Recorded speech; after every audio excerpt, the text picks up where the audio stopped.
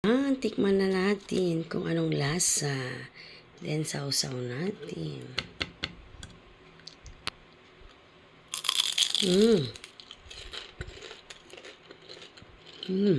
Promise. Harap. Hindi ka lasang tokwa. Parang. Yummy. Yummy Shanghai! Kakaibang Shanghai to mga moms. Shanghai na tokwa. O diba? Hindi mo akalain.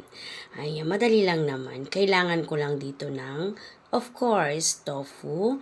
Pero kalahati lang ang gagamitin natin. At dinurog ko siya ng pinong-pino na. Then, kompleto tayo sa gulay. Nilagyan ko siya ng carrot, patatas, dahon ng sibuyas, bawang at syempre ang ating sibuyas. O diba? Healthy food pa rin. O diba? Nilagyan ko lang dyan ng buong sachet ng liquid seasoning. Nilagay ko lahat. Naglagay din ako dyan ng paminta. Ayan. Konting bechin. Tapos naglagay ako dyan ng toyo. Tansyahin na lang yung lasa mga moms. And then, naglagay din ako ng konting paprika at konting curry powder. Ayan, then halu-haluin lang natin mga moms. O diba napaka-healthy ng ating Shanghai. Then pag okay na siya, ayan na, nahalo-halo ko na, pwede na nating balutin. O ayan, napakasimple rin ng pagbalot. Ganyan lang naman. Ayan, o diba? Then, ang pandikit natin, naglagay ako ng tubig at may harina para madikit. Yan. O, napakasimple ng ating Shanghai.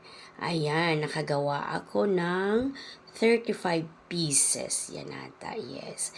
And then, ipiprito na natin ang ating Shanghai. Ayan. Gawin lang nating light brown ang kulay. Ayan. Huwag masyadong sunog. Ayan. Okay na yung ganyang kulay. Then, pinatulo ko dyan yung mantika para hindi naman mamantika ang ating Shanghai. Patuluin lang natin konti.